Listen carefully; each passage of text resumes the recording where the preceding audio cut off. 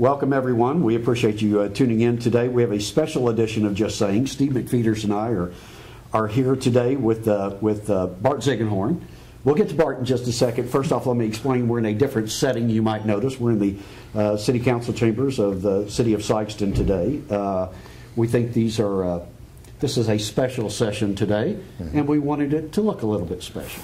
Well, I think it's a good thing anytime you have 4 good citizens in your community decide to run for office. Absolutely. No, it's not an easy decision to make, and all 4 of the candidates are good, well-known people in our community, and we want to give each one the opportunity to just talk about why they decided to run and what they hope to accomplish. And our first one is going to be Bart, and Bart Ziegenhorn. Known you all your life, a fine young man, and we're just going to start out with these questions today. The first one was, I know anytime someone would decide to run for office, whether it's city council or school board or whatever, there's some things that motivate you, and I know you've given this some consideration. So the first question would be, what were the deciding factors when you said, yeah, I'm going to go ahead and give this a try? Well, I've worked on campaigns for many years, just different things, and this is something I've always wanted to do. The timing was just right.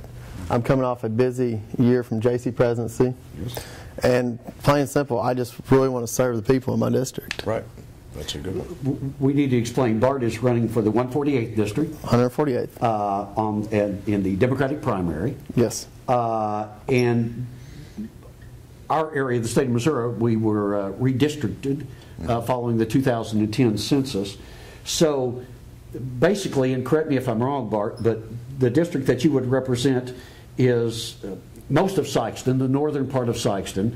The district then goes all the way up to Scott City, I believe, and over on the east it goes all the way to Charleston. Yes, sir. It goes all the way to the river from here, all the way to Wyatt, too. All the way to Wyatt. Yes, sir. It's kind of interesting because it includes like Morley and Benton and Kelso and Scott City. Does not include Orion. Correct. Does not include Chaffee, Orion, but includes like Blodgett, Dillstat, New Hamburg, Kelso. Yeah. So this is kind of new territory for everyone. And as Steve mentioned earlier, you know, we have a tendency to complain year in and year out that we don't have candidates filing for office. So for you to take the time and the effort and the energy to do this, obviously you are to be commended. There are a lot of people in this district, and obviously it would be very difficult to get out and to shake every hand, although I know you're attempting to.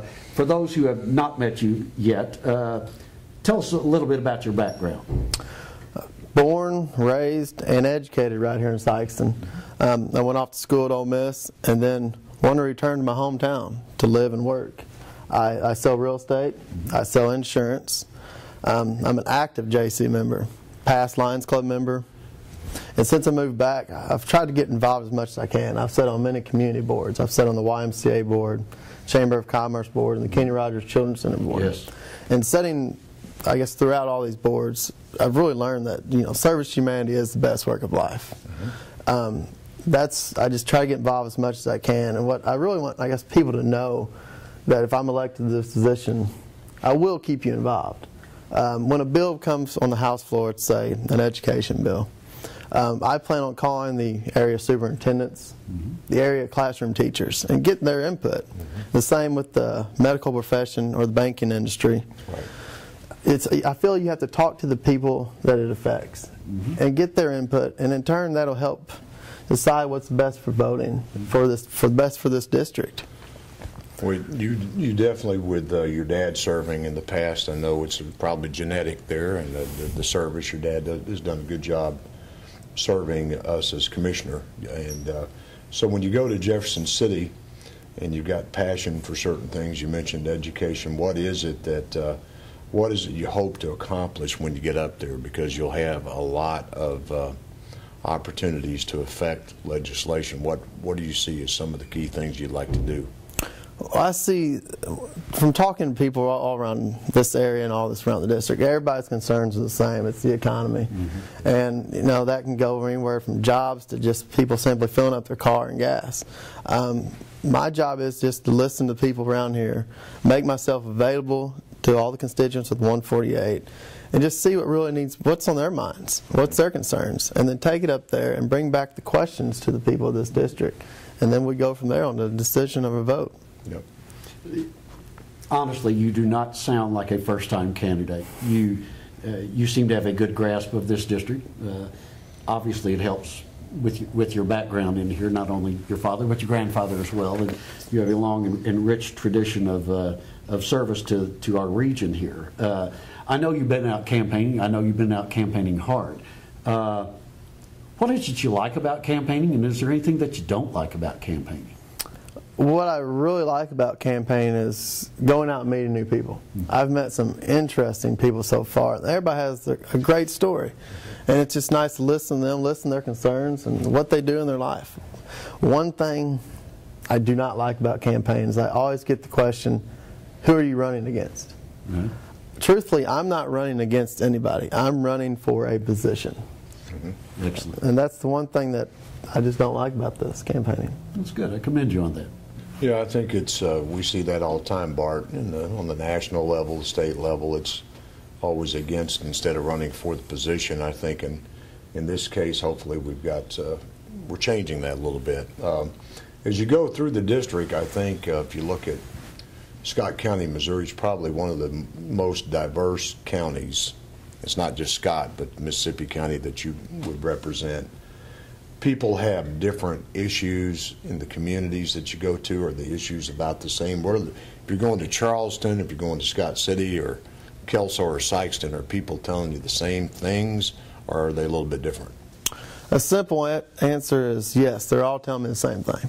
Everybody's worried about the economy. It's the one thing that affects you closer to the house. Mm-hmm. Another issue is jobs, of course, because all the parents, everybody wants their children to move back home and start a family and start a life here. Mm-hmm. So jobs are on everybody's mind because that's how you get young people back involved in your town. And I would like to see more people come back, take over positions, and just learn about the town and grow a family. Steve and I are prime examples of that. Our kids have located elsewhere for the most part, and it would be nice to have them here. But once again, you have to have opportunities, and we rely on our business people to provide those opportunities. But we also rely on those people we send to Jefferson City and we send to Washington, D.C. to help us in that regard, and hopefully you can.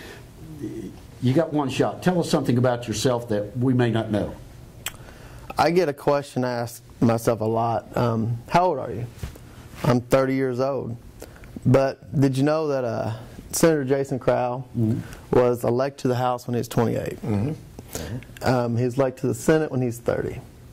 There's a representative from Columbia, Representative Weber.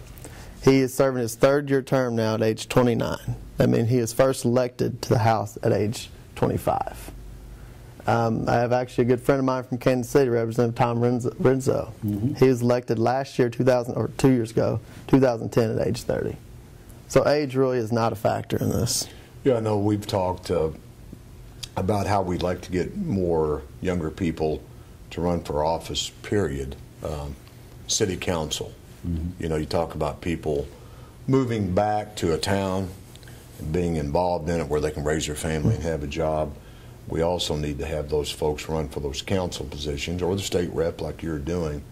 So that's refreshing to see young people get involved in things. Now, some people will come to you, Bart, and say, you've got some ideas, you've got some fresh ideas, but maybe don't have enough experience. How do you answer that? I think maybe you just did, talking about all the people that went when they were young, but experience or fresh ideas, what's the most important, do you think? I feel you need both, actually. Experience is all about educating, and then fresh ideas is the way we learn ourselves, we teach. You have to have fresh ideas to get experience. They kind of go hand in hand. Right. You actually have to have both. True. We have a Sykeston starting a process that Steve and I were both actually involved in, called the Vision Committee. Mm-hmm. Tried to identify some areas that were important, essential in our area. And we talk in terms of our community, but as you've said, those things that affect Sykeston also affect Charleston and Scott City. They affect this entire district. So the Vision Committee has looked at issues, jobs, which obviously you've commented on, housing, education, and quality of life. Now, those are big issues. They're complex issues, and they kind of go all over the place. But how can you see yourself being a part in a process that addresses all of these issues that are important for our district, be it education or be it jobs? Each of those are standing on their own, but they're all kind of tied into one another to me. When you get the jobs in your community, when you get the new jobs, you're going to get the new people coming back to the jobs, which in turn is going to help your housing. It's even more as people getting new jobs and have more income in their house. They may be able to buy that house that they've always wanted instead of renting. All this helps the quality of life. Now, quality of life can also be the events that each of our towns has, the Sykes and J.C. Boot Hill Rodeo, little town, Scott City's, their Summerfest. These all help your quality of life. So I'm glad to see that all of our towns in this district are doing things like that, because that's just something a family can go out to in your area, and it's just a kind of a break from the reality of the real world. Absolutely. Yes, so they all kind of go hand in hand, but I think you have to start with jobs. Yeah, I think they do tie in nicely together, and I think the district you want to represent, everybody has some pride in their community, and they go all out. You know, when they have an event, you mentioned the Summerfest, and Kelso has something, Benton has Neighbor Day, and they really work. Charleston has the Azalea Festival. Oh, the Azalea Festival. Spectacular, despite the weather. But the quality of life is, if you can get somebody educated, get them a decent job, they can raise a family, live in a decent home. I think it does all equal quality of life. One of the things, Bart, that we will ask each candidate to comment on, and that's the size of government. How much is too much, too big, too small? Obviously, Missouri has a balanced budget amendment, where the federal government does not. The federal government probably could use one, but at the same time, the entitlements that are built in just continue to just go out of sight, and then they pass a lot of that down to the states. Right. So, do you think the size of government in Missouri should be bigger, smaller, be about the same? What are your thoughts on that as you look down the road? I feel that too much government in anybody's lives can be a problem.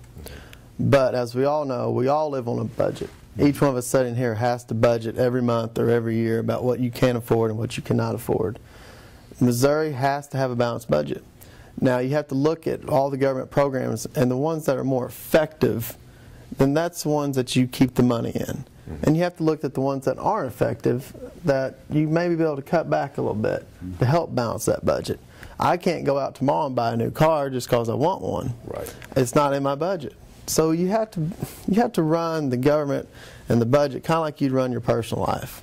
There's wants and needs and wants and wants, but you just can't have it all. Wish we could get that message to Washington, D.C. Yes. Well, see, that's where it's out of control. Washington can print as much money as they can't want. We don't have that power. Right. Yeah, you don't. Maybe you have should that be running for Congress, but that's another topic for another day. Bart, I think we've run out of questions, and we probably about run out of time. Let's give you an opportunity right now. Let's say that this camera out here is a voter, and you have one shot to make your pitch with a potential voter. What would you say to that person to convince them that they should vote for Bart Ziegenhorn for this position? I want to come shake your hand. I plan on getting out as many people as I can, shaking your hands. I'm going to make myself available for your questions, your comments. I will be publishing a cell phone number where you can call me anytime, and I'll be sure getting back to you about your concerns or what you think we need to be doing, or where can I just come meet you? I like to shake everybody's hand and look you in the eye, and you never meet a stranger once you shake their hand. Absolutely. So I'm just going to be out and around. That's very good. Bart, thank you. We thank you for joining us today, but more importantly, we thank you for your commitment to public service that you have provided in the past, and for your commitment to run for this office, and we wish you the best of luck. Thank you for having me. We thank you for joining us, and we hope you come back with us next week, and we'll have another candidate. Thank you.